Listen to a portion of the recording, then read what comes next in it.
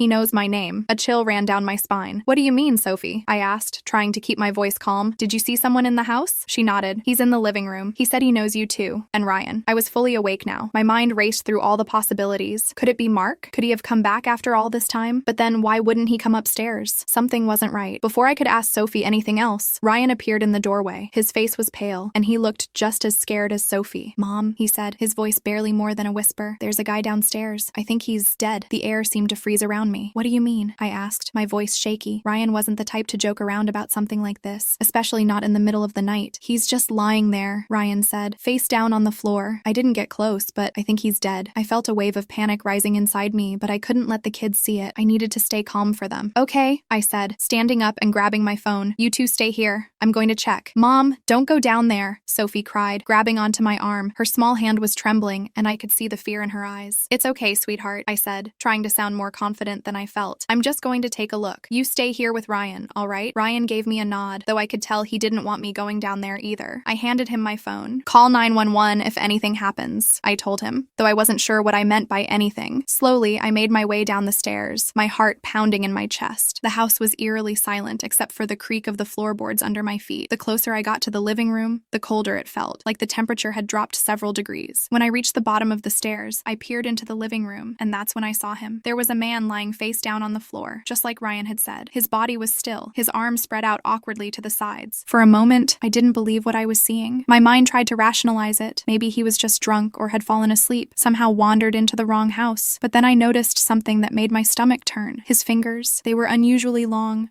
stretching far beyond what was normal. Even from where I stood, I could see that they were nearly twice the length of his hands. It was like something out of a nightmare. My first instinct was to check if he was alive. Maybe he needed help. I forced myself to move closer, though every part of me was screaming to turn around and run. I knelt beside him and reached out to touch his wrist, feeling for a pulse. Nothing. His skin was cold to the touch, like he had been dead for a while. But his face still had color, almost as if he was alive. It didn't make any sense. People don't just die and still look like this. And those fingers, what was wrong with his fingers? I felt a wave of nausea and fear, but I had to stay calm. I backed away slowly, not taking my eyes off the man's body. As I stood up, something else caught my attention. There, on the coffee table next to the couch, was a small notebook. It wasn't ours. I had never seen it before. Curiosity and fear wrestled inside me as I picked it up. The cover was plain, unmarked. I flipped it open, and inside were handwritten notes. Notes about our family. My name, Sophie's name, Ryan's name. He knew us. He knew where we lived, what time we usually went to bed. My hands started shaking as I read through the pages.